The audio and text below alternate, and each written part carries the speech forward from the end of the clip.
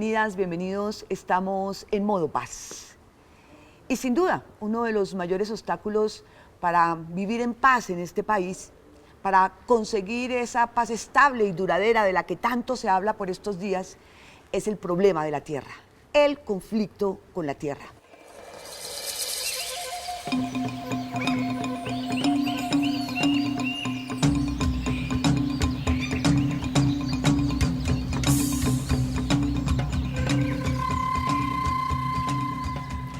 El campo colombiano ha sido escenario de una cruenta y larga guerra, con miles de muertos, de heridos, de mutilados, de desaparecidos, de secuestrados.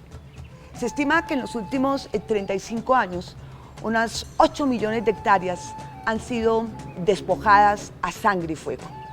Violencia, desplazamiento, abandono estatal, corrupción, han sumido el campo colombiano con un enorme potencial de riqueza en uno de los más pobres y atrasados del continente. Algunas zonas del país viven prácticamente en la Edad Media, en manos de los señores de la guerra y de los señores de la tierra, que han pelechado, que se han lucrado con este desorden. Por eso, uno de los primeros puntos que se debatió y que se acordó con las FARC en La Habana fue el tema de tierras, la reforma rural integral.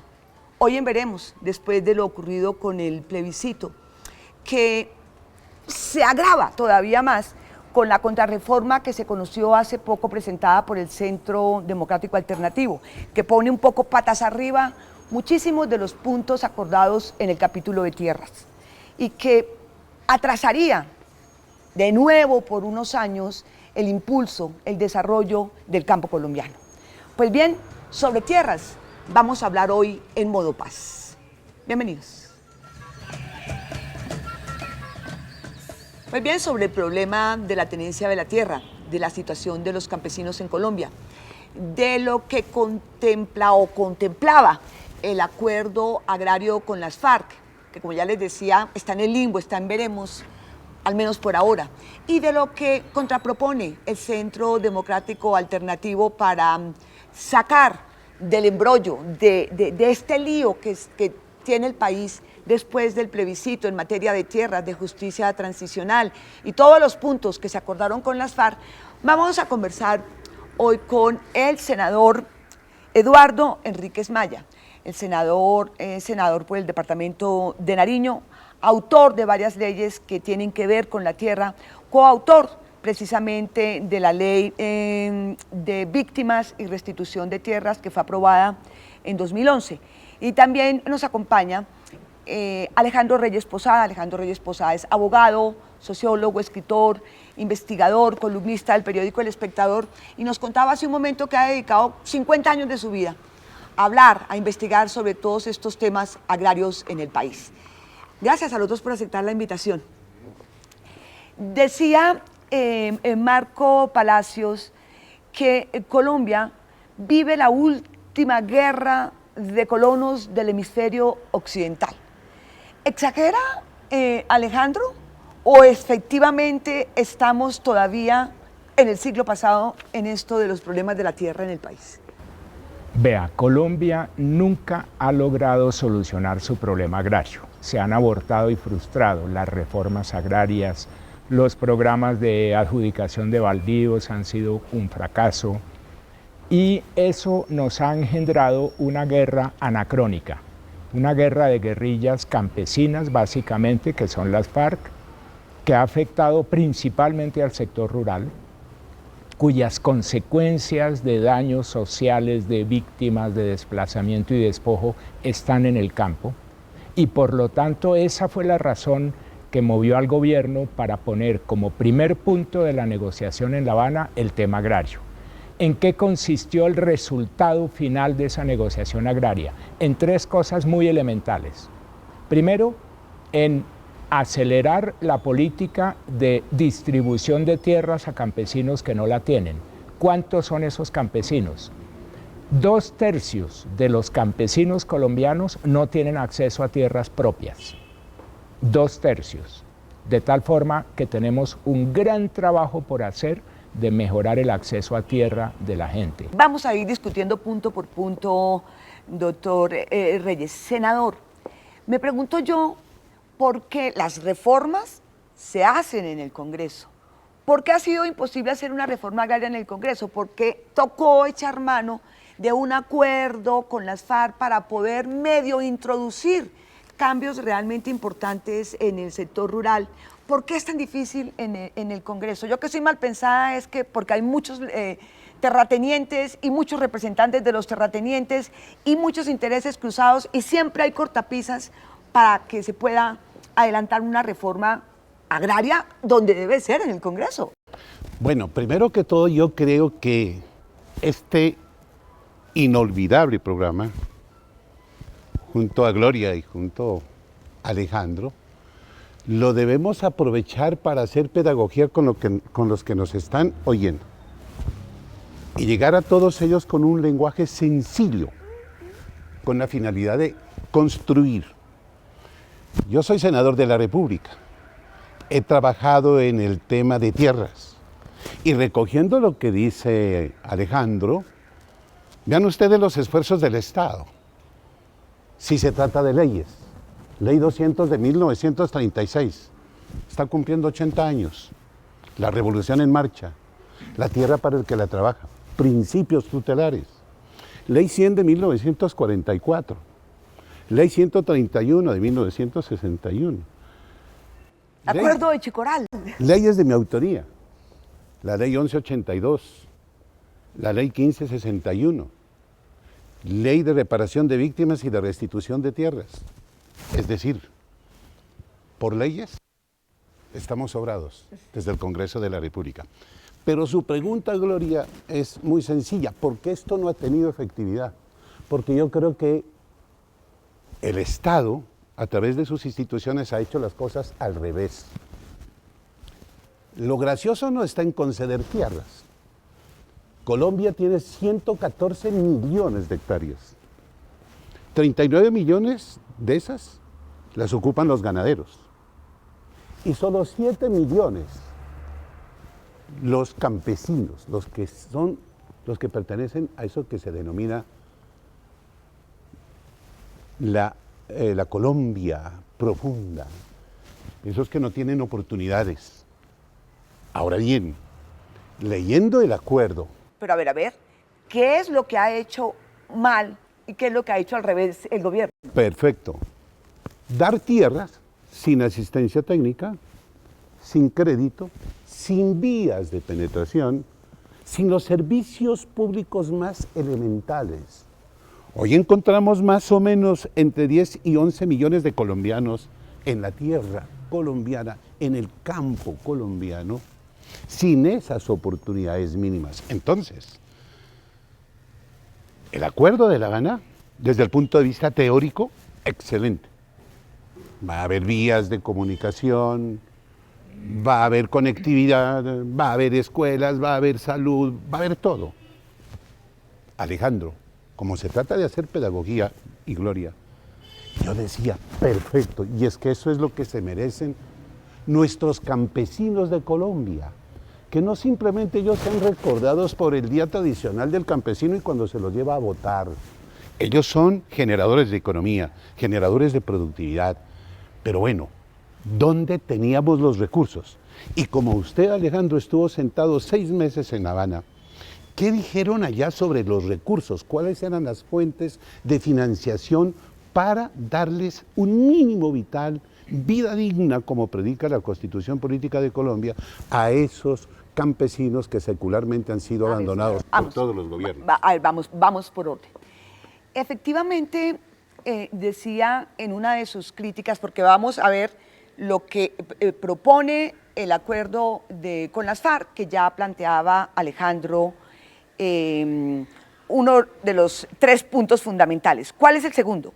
El segundo es los programas de desarrollo rural con enfoque territorial, que se ha llamado la paz territorial. ¿Eso qué quiere decir?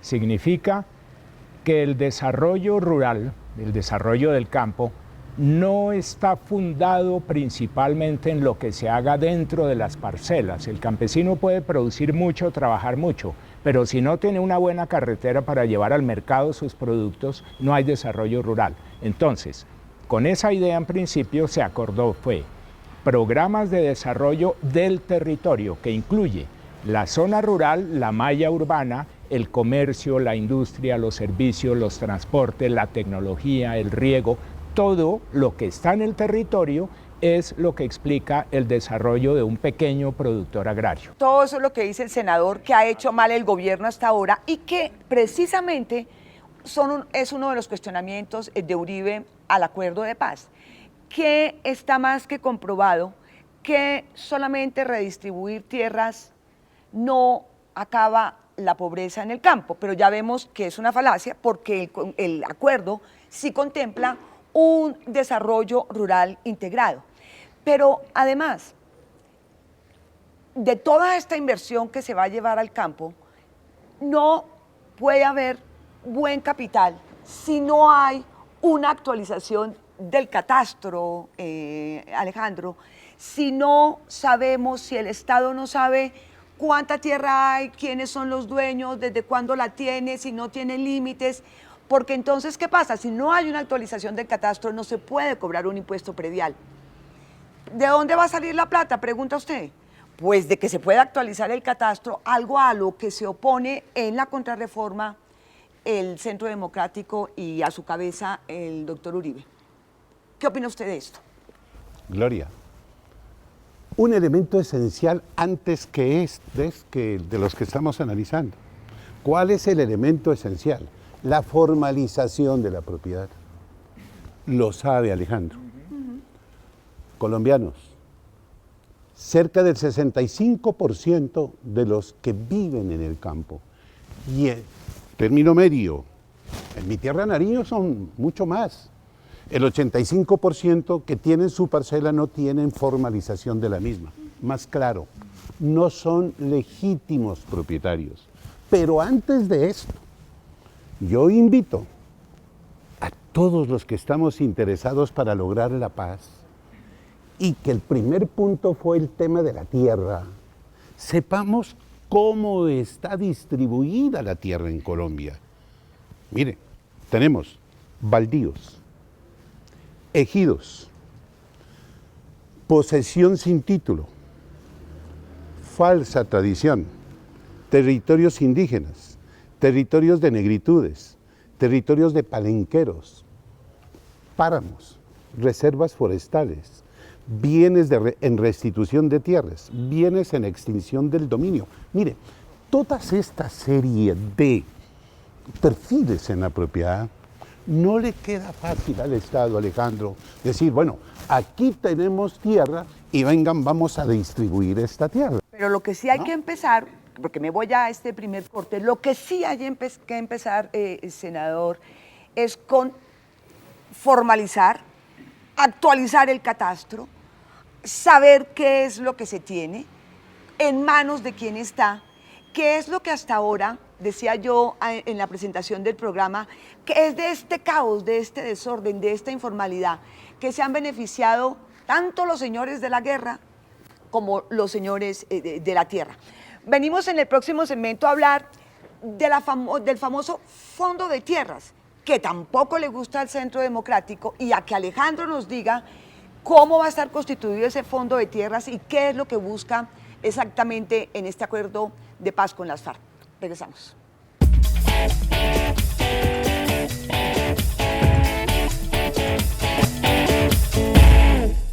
¿Sabe usted quién puede presentar proyectos para que se conviertan en ley? En Colombia pueden presentar proyectos de ley los senadores y representantes a la Cámara, los ministros, las altas cortes, entre otros altos funcionarios del Estado, quienes poseen iniciativa legislativa. También la iniciativa legislativa es un mecanismo de participación que faculta a los ciudadanos, a concejales o diputados del país a presentar proyectos de ley o de reforma a la Constitución. Para presentar una iniciativa popular por parte de los ciudadanos se debe elegir un comité promotor de la propuesta e inscribir la solicitud. Luego se debe recolectar un número de firmas válidas igual o superior al 5% del censo electoral. Si se cumplen estos requisitos, la registraduría expedirá la certificación. Con esto, el proyecto de ley o de reforma a la Constitución podrá ser radicado en las secretarías del Congreso y deberá iniciar su trámite con mensaje de urgencia para que tenga prioridad sobre los demás proyectos.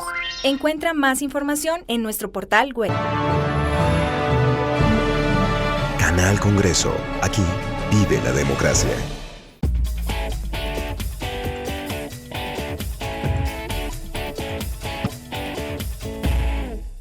Sobre el problema de tierras, sobre nuestro ancestral problema de tierras, sobre los acuerdos que se lograron con las FARC y los contraacuerdos que propone, así se puede decir, el presidente Uribe, el presidente del Centro Democrático. Estamos conversando hoy en el programa. Hablaba el senador de que no sabemos exactamente lo que tenemos páramos, que tenemos ejidos, baldíos, que tenemos un montón de tierra que no tenemos delimitada, que no tenemos actualizado el catastro, que es importante empezar a conocer.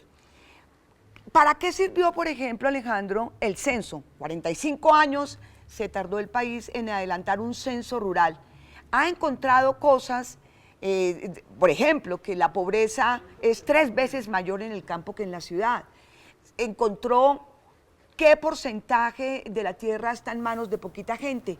Hablemos un poquitico de eso que se desconoce, que ha logrado encontrar el censo agropecuario, Alejandro. Yo no conozco todavía los resultados del censo agropecuario. Yo te puedo hablar del acuerdo que se hizo en La Habana para acopiar un fondo de tierras para distribución gratuita a campesinos sin tierra o con muy poca.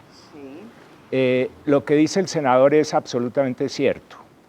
En Colombia tenemos muchas formas territoriales de propiedad. Tenemos una informalidad en la tenencia superior al 60% en la pequeña propiedad. Y tenemos en el otro extremo una gran ilegalidad de la tenencia de la gran propiedad. Y eso es parte del problema de la tierra en Colombia. ¿Cuál es la ilegalidad de la tenencia? Tenemos tierra adquirida con recursos de origen ilícito, que es sometida al proceso de extinción del dominio. Colombia ha fracasado en la extinción del dominio. Por iniciativa de la Fiscalía, se ha incautado para extinguir cerca de 2 millones de hectáreas. Y por deficiencias en los procesos o por decisiones judiciales, se han devuelto a los narcos 1,5 millones de hectáreas. Y nos ha quedado solamente 500,000 de hectáreas en un fondo de tierras para reparación de víctimas y para distribución. Y de ese 500,000 de hectáreas, solamente 75,000 hectáreas han llegado efectivamente a la autoridad de tierras, al INCODER anteriormente, para campesinos. El resto se quedaron enredadas en manos de administradores provisionales que las usufructúan y explotan y reciben las ganancias, pagándole unos arriendos ínfimos al Estado, en manos de la Dirección de Estupefacientes. Entonces hemos perdido el año en materia de recuperar tierras ilícitamente adquiridas, pero aún así esas van a formar parte del fondo de distribución. Otras tierras para el fondo de distribución de tierras de 3 millones de hectáreas son tierras ociosas, para las cuales existe desde el año 36 la expropiación por razones de interés público y utilidad social. Desde el año 36 existe el recurso de la expropiación de tierras.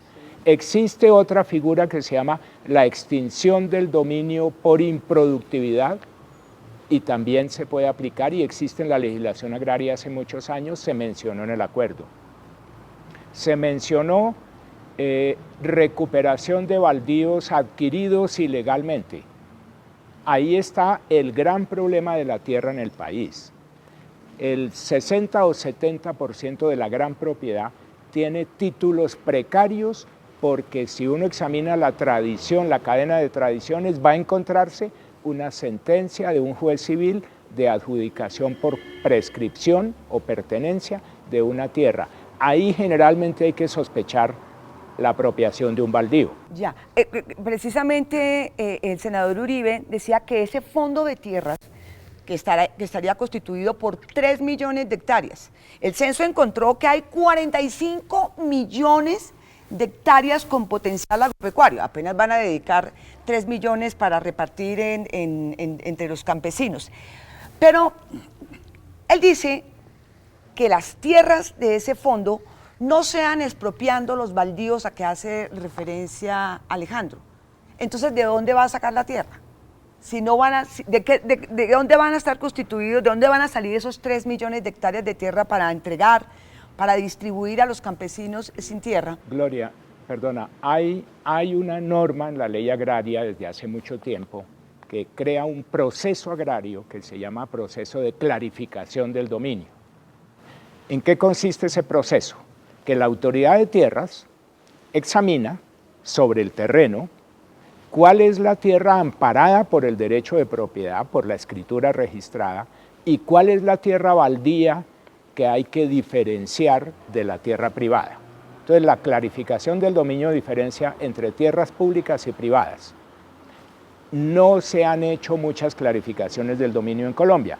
Si se hicieran, encontraríamos que hay una gran cantidad de tierra que en realidad es tierra pública, que puede distribuirse a campesinos, pero que se han corrido las cercas sobre ella. Por la noche, recorren los baldíos. Se corren las cercas y se apropian y luego hacen un reajuste catastral y en el catastro empieza a legalizarse la apropiación indebida de tierras. Ahí es donde el gobierno tiene que entrar a hacer justicia agraria, y Colombia olvidó la jurisdicción agraria que se creó también desde el año 36 en época de López Pumarejo y nunca se ha aplicado, y por lo tanto todos los problemas de propiedad de la tierra los resuelven los jueces civiles y no jueces agrarios especializados que apliquen el derecho agrario. A ver, senador. Gloria, y perdón, complementando un poco más a lo que acaba de enseñar Alejandro, lo importante en Colombia para dar este paso fundamental, para tener una paz estable, duradera, para vivir dignamente en Colombia, hay que revisar a fondo, Alejandro, el régimen jurídico sobre la propiedad. Miren, si hay temas difíciles para legislar, son el de la vida, el de la libertad y el de la propiedad. Les voy a contar brevemente. Una acción de tutela, amparada, protegida por la Corte Constitucional, en revisión, está ordenando, Alejandro, la clarificación de los predios en Colombia. ¿Sabes qué es eso, Gloria? Hacer otro censo. ¿Cuánto tiempo se van a demorar? Le dije al señor magistrado en esa época, a mi juicio, con esta sentencia de la Corte, a mi juicio, enredaron el primer punto, el de tierras, que tiene que ver con el proceso de paz. ¿Cuánto va a invertir en ese trabajo el Estado? ¿Y cuánto se va a demorar?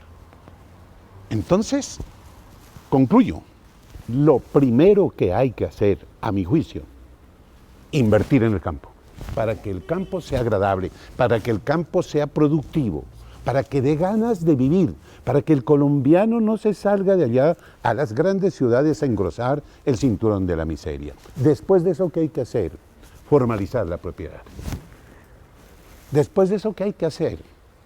Crédito, subsidio, buscar mercados para la venta de los productos básicos. Porque ese es uno de los problemas no simplemente de nuestro país, sino de América Latina. De ahí que el trabajo, a mi juicio, está por empezar y hacerlo con toda la seriedad. Sí, yo le preguntaba a Alejandro que no me explicó cómo este apego con la tierra, esta dificultad de aclarar los títulos de la tierra. Cuando el censo, vuelvo otra vez al censo, que sí manejo algunas cifras, lo que muestra es esa pobreza 3 veces mayor en el campo que en la ciudad, que no se invierte en el campo, que el campo está abandonado, que hay amplios sectores del sector rural que parecen en la Edad Media. ¿Para qué tanta tierra quieren los señores latifundistas o terratenientes si no invierten, ni generan empleo, ni producen, ni siembran, porque el 80% según el censo está dedicado a la ganadería y solo el 19% a la agricultura? ¿Por qué tanto apego y no se ve cuál es realmente el beneficio que sacan de la tierra? Mira, tú estás tocando un punto absolutamente neurálgico de todo el problema. La pobreza no nace por generación espontánea. Los pobres no quieren ser pobres cuando nacen y son niños. La pobreza es un producto social. La pobreza es el resultado de unos arreglos sociales, por ejemplo, de la distribución de la propiedad. Usted tiene en Colombia que el índice Gini de concentración de la propiedad de la tierra es un índice que, si es 1, significa que toda la tierra de un país es propiedad de una persona. Si es tendiendo a 0, significa que está muy bien distribuida la propiedad de la tierra. El índice en Colombia, hasta el año 2010-2012, estaba en 0.87, un nivel altísimo de concentración de la tierra, pero el último censo nos arroja una cifra más alta todavía, 0.92. En Colombia estamos cerca de la situación ideal que pensaron los economistas, de que toda la tierra del país es propiedad de una persona. Estamos cerquita de eso. Son 5 o 6 mil familias de grandes propietarios los que tienen el 55% de la tierra en Colombia. ¿Qué pasa en el extremo opuesto? La generación de pobreza sistemática y estructural.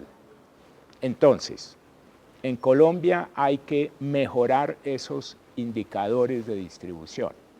Un acuerdo de La Habana es formalizar 7 millones de hectáreas de pequeños productores campesinos. Otro es distribuir 3 millones de nuevas hectáreas de tierra para familias campesinas. Y el otro, que no se negoció en La Habana, pero que se menciona dentro de la reforma rural, es acelerar la restitución de tierras despojadas. En Colombia fueron abandonadas por violencia cerca de 4 millones de hectáreas y propiamente despojadas porque pasaron a otras manos cerca de 2 millones de hectáreas. Entonces la restitución se enfoca sobre 2 millones de hectáreas.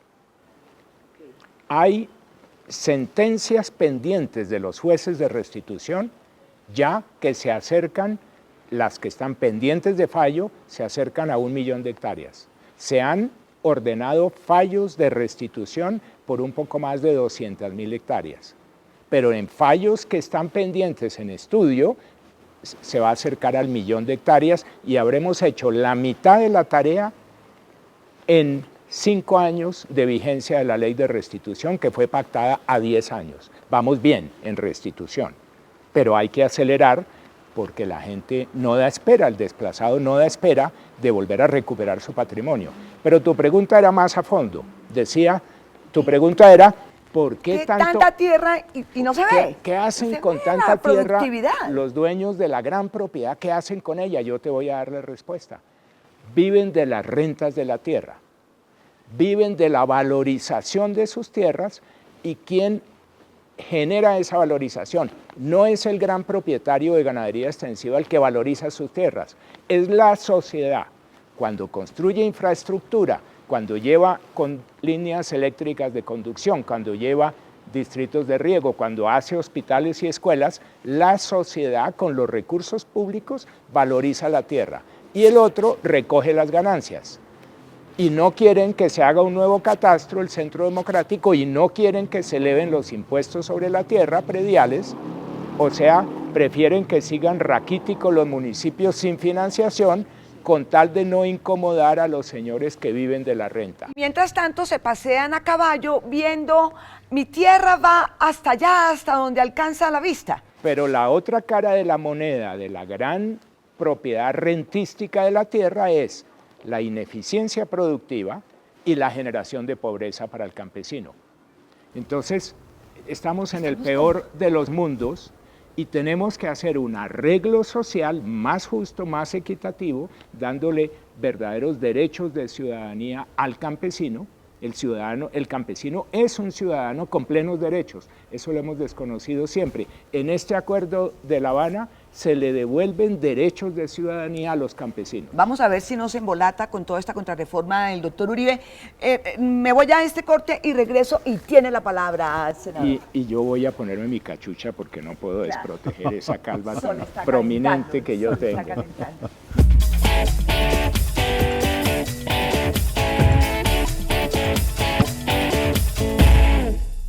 ¿Sabe usted quién puede presentar proyectos para que se conviertan en ley? En Colombia pueden presentar proyectos de ley los senadores y representantes a la Cámara, los ministros, las altas cortes, entre otros altos funcionarios del Estado, quienes poseen iniciativa legislativa. También la iniciativa legislativa es un mecanismo de participación que faculta a los ciudadanos, a concejales o diputados del país a presentar proyectos de ley o de reforma a la Constitución. Para presentar una iniciativa popular por parte de los ciudadanos se debe elegir un comité promotor de la propuesta e inscribir la solicitud. Luego se debe recolectar un número de firmas válidas igual o superior al 5% del censo electoral. Si se cumplen estos requisitos, la registraduría expedirá la certificación. Con esto, el proyecto de ley o de reforma a la Constitución podrá ser radicado en las secretarías del Congreso y deberá iniciar su trámite con mensaje de urgencia para que tenga prioridad sobre los demás proyectos. Encuentra más información en nuestro portal web. Canal Congreso. Aquí vive la democracia.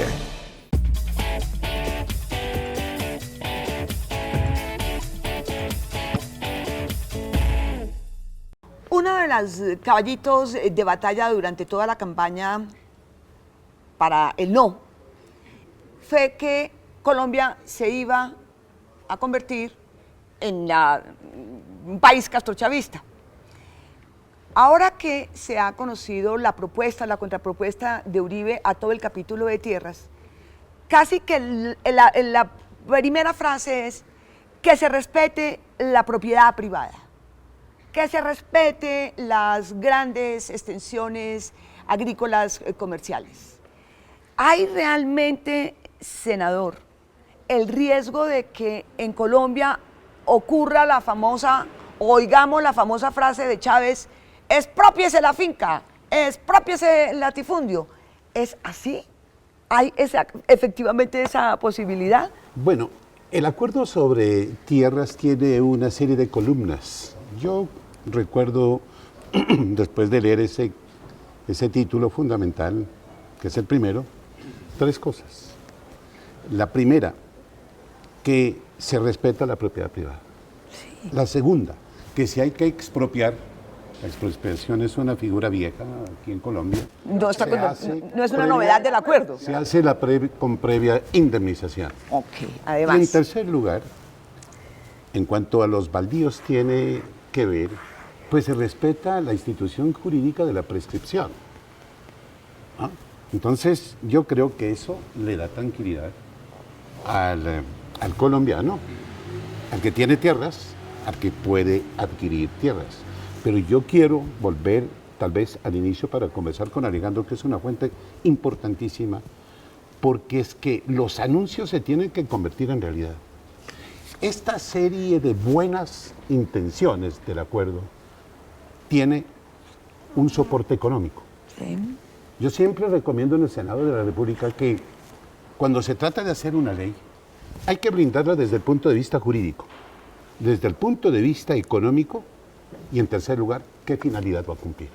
Entonces, Alejandro, ¿cómo nos podemos ilustrar a los televidentes qué conversaron allí en La Habana sobre el sustento, el blindaje de carácter económico para que los campesinos se sientan reivindicados en sus legítimos derechos? Porque uno de los temores de Uribe es que no va a haber plata para tanta gente y que la regla fiscal y que el déficit y demás, por temor a este montón de inversiones que va a requerir la reforma rural integrada, que no solamente es entregar tierras. ¿Qué se dijo allá? La idea fundamental en La Habana fue cómo cerrar la brecha de calidad de vida entre el campo y la ciudad y los habitantes urbanos. Como bien lo decías, Gloria, en Colombia los campesinos tienen un tercio más de necesidades insatisfechas y de pobreza que la población rural. Entonces se definieron, y es el tercer gran aspecto del acuerdo agrario, planes nacionales de educación, salud, vivienda, mercadeo, asistencia técnica, infraestructura vial, vías terciarias, riego, etc. ¿Eso qué quiere decir? Que el presupuesto público no puede concentrarse en superar la pobreza de las ciudades. También tiene que ocuparse de superar la pobreza en el campo. También tiene que llevar educación, salud, vías y vivienda al campo. Entonces, esto exige, por supuesto, reformas en la ley de presupuesto, implica destinación de recursos a los más pobres, y eso es contribuir a la equidad social. Bueno, pues está diciendo incluso que las FARC, que son tan ricas y que se dice que son, dice por lo menos el Centro Democrático, que es el mayor cartel del mundo, que las FARC complementen esos recursos financieros que necesita el campo. Eso es lo ideal, porque es que nosotros ayer aprobamos la ley de presupuesto en el Senado de la República y uno ve eso con mucha facilidad, que en Colombia ingresan 100 pesos y nos gastamos 200 pesos.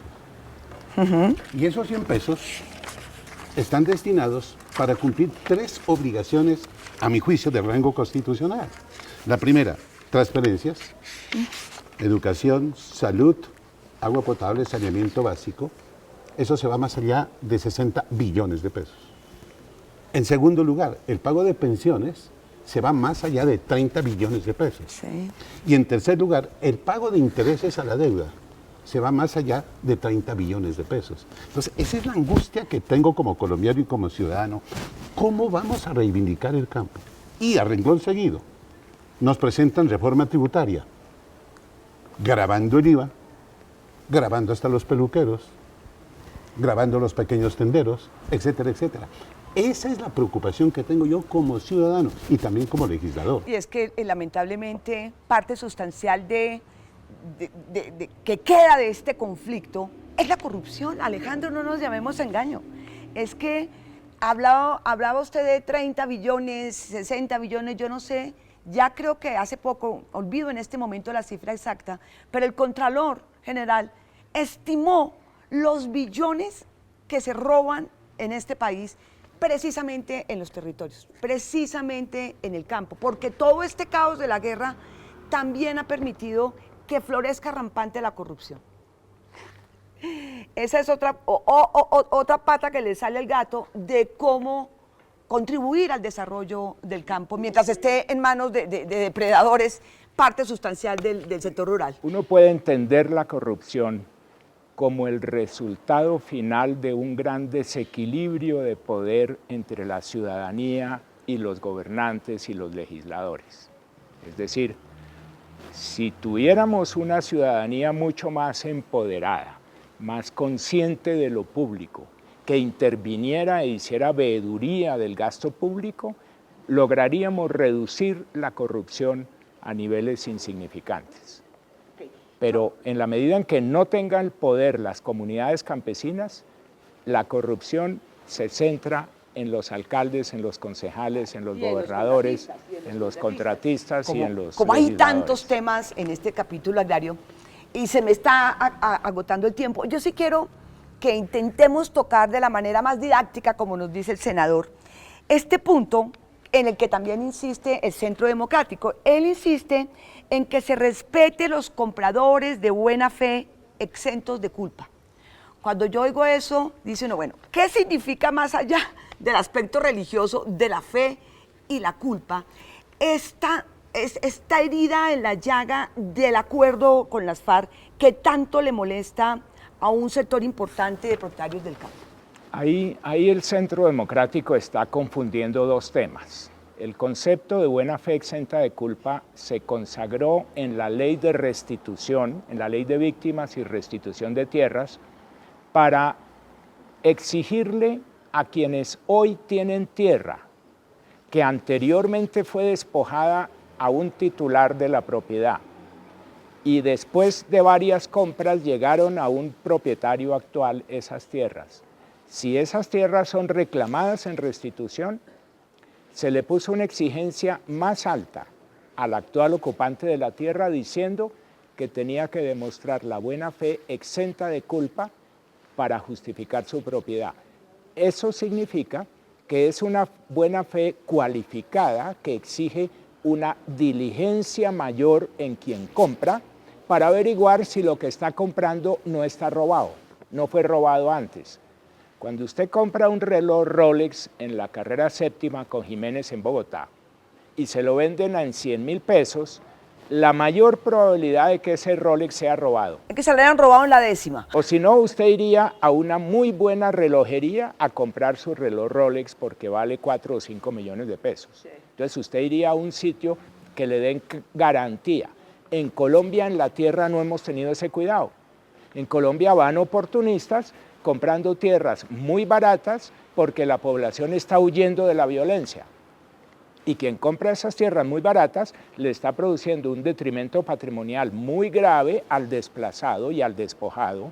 Y la ley, en su sabiduría, pensó que había que ponerle una exigencia de ser un comprador mucho más escrupuloso, buena fe exenta de culpa, para que usted pueda defender su propiedad contra los reclamos de restitución. Bueno, eso es uno de los temas espinosos, de los temas que se van a renegociar ahora que se ha llevado todo este planteamiento de los opositores a La Habana. Pero no se va a renegociar la ley de restitución. Esa no estuvo en el acuerdo. Es que la ley de restitución está aprobada, de la cual es coautor aquí el senador.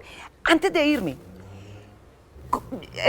así como un tiempo hubo unos por el sí y otros por el no, yo ahora cuando converso veo como unos pesimistas y otros optimistas frente a lo que pueda pasar con todo este proceso de renegociación. ¿Le apunta a usted, senador, a que efectivamente al 31 de diciembre pueda haber una salida o una claridad? Mire, yo creo que aquí se necesita conducta y voluntad. Famoso Kant decía, obra de tal manera que tu conducta se convierta en norma universal. Mire ese imperativo categórico de palpitante actualidad. Y en segundo lugar, o en primer lugar, voluntad, sin condicionamientos, sin quedarse en las posiciones radicales. Colombia nos está dando un mandato. Hay que respetar esas personas que llenan plazas, que están obligando, exigiendo porque se merecen, como todos los colombianos, un acuerdo rápido, con la finalidad de dejar un legado a nuestros hijos, a nuestros nietos. Se cierra para hacer una Colombia donde sea grato nacer, grato crecer, grato vivir, grato hermanarnos permanentemente. Es que se nos puede ir, en la puerta del horno se puede quemar esta posibilidad de la paz. Alejandro, ¿optimista o pesimista? Yo tengo un optimismo bastante moderado y cauteloso. Yo creo que estamos en un verdadero peligro de hundir el proceso de paz y echar por la borda 5 años de intenso trabajo de negociación. Cuando el Centro Democrático propone renegociar el acuerdo, pone unos puntos de tal calibre que significa gastarle otros 4 años en La Habana o en cualquier parte a una renegociación punto por punto y se nos hunde el proceso de paz. El riesgo que estamos es altísimo, no nos creamos ilusiones. La intención de Uribe es hundir el proceso de paz, no es mejorarlo, es hundir el proceso de paz. Estamos viendo es una reestructuración a fondo de casi todos los puntos. Es hundir el proceso de paz y está a punto de hundirse si el país no encuentra una manera de que Uribe y su séquito de acólitos no entre en razón. Esto no es una negociación de Santos con Uribe, es una negociación del Estado colombiano con la insurgencia más grande y más antigua del hemisferio occidental. Dicen que el pesimista es un optimista bien informado. Esperemos que los optimistas a los que se refiere el senador, que están en las plazas, los jóvenes, las organizaciones sociales, las mujeres, logren realmente darle la urgencia que pide el presidente, porque lo que está pidiendo el Centro Democrático frente a la urgencia es paciencia, y eso a lo que hace referencia que se puede extender en el tiempo. Pues bien, se me acaba el tiempo en este espacio dedicado al tema de tierras, y quiero despedir el programa con esta frase, abro comillas: la justicia territorial con los campesinos, con los habitantes de las zonas rurales, es la columna vertebral de la transición de la guerra a la paz. Cierro comillas.